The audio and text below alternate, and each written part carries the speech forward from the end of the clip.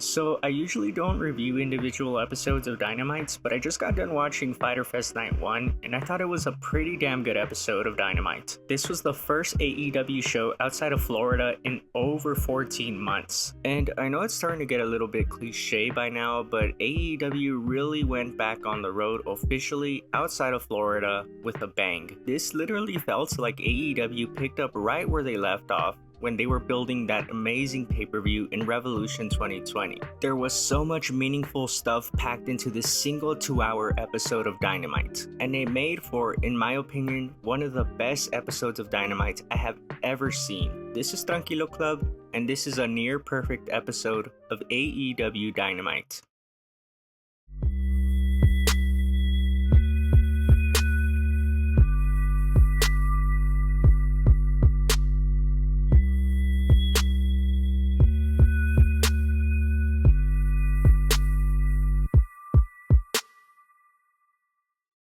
Fyter Fest Night 1 happened at the HEB Center in Cedar Park, Texas, which is right outside of Austin. And prior to this show, this event sold out, which meant that there would be 4,500 fans in attendance for this event. And let me tell you, when the show started, it looked and sounded like so much more than 4,500 people. It looked like 10,000. It sounded like 10,000. And that's simply the fact of a hot crowd watching a hot product. It's that simple. And of course, AEW loves to open their shows in a hot way, so they brought out Jon Moxley defending his IWGP US title against Carl Anderson. And from the minute Jon Moxley made his entrance to Wild Thing with the crowd erupting and singing along, you knew this was going to be a damn good show with a damn good crowd. So Moxley picks up the win in a pretty decent opener, and it's just good to see him back after he took some leave after the birth of his daughter. But then we cut to Lance Archer in the back where he challenges Jon Moxley to a Wrestle Kingdom rematch, a Texas death match for the IWGP US title. And man, I'm all for this. One, because it's more New Japan Pro Wrestling representation on AEW, which I love, and two, because these two have great chemistry. I just want to see them kill each other. So at the start of the show, AEW already has me hyped for next week's episode, which is insane to think about. Then after this, we got another hot match for the FTW title. Team Taz's Ricky Starks and Brian Cage went head to head in a match that the crowd went crazy for. And yes, this was very much in Ricky Starks' backyard, a town that he considers his home now, which is why the crowd was firmly behind Ricky Starks, which is why when he got the big win out of nowhere to win the FTW title off Brian Cage, the arena absolutely erupted for him. You could have sworn that this was a crowd of like 15,000. It was insane. A classic Dynamite moment was created here, Ricky Starks getting a big moment in front of his hometown crowd. And the post-match where Taz appeared to kick Brian Cage out of Team Taz made this storyline the more intriguing and made us look forward to even more next week. So that's 2 out of 2 segments that AEW got us looking forward to the next episode. After this was yet another excellent segment on this show,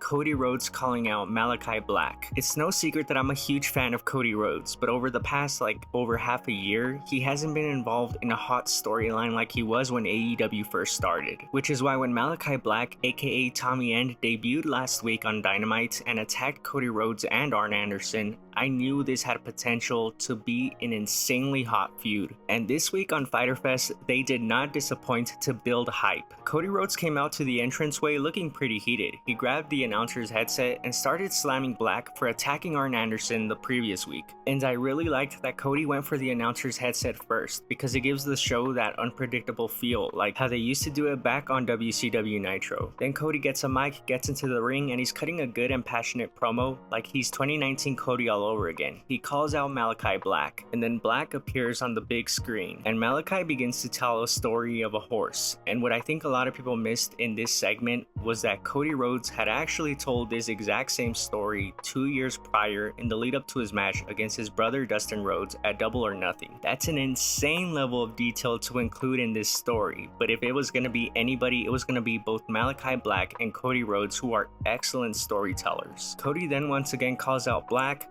Black says, "I was hoping you'd say that." The lights go out, they come back on to a huge pop as Black is now in the ring, and Rhodes and Malachi both have a heated brawl until they have to be separated as we cut to commercial. Excellent segment here. As previously mentioned, this is a prime 2019 Cody Rhodes versus an unshackled Tommy End, and the story they're telling between good and evil, with Cody wearing an all-white suit and then Black wearing an all-black suit, is just perfection in my opinion. This is the feud that Cody needed to reignite that flame that he was missing for a while now, and this was the feud that Black needed to establish him as a top guy right out of the gate. This is easily one of the things I'm most looking forward to seeing play out next week on Dynamite, which puts this episode of Dynamite at 3 for 3 for segments that make us look forward to next week. Then came the segment between the Elite and the Dark Order, which was yet again another home run of a segment. This segment was important because it showed that Hangman is not afraid of facing Omega anymore. If anything, it's Omega who's afraid to face off against Hangman. And in this segment, they set up what should be a huge and emotionally charged match. The Super Elite versus the Dark Order in a 5 versus 5 elimination tag style match, with the stakes being that if Hangman and the Dark Order lose, Hangman loses his right to challenge Kenny Omega for the AEW World title. But if Hangman and Dark Order win, Hangman gets to challenge Omega for the World title,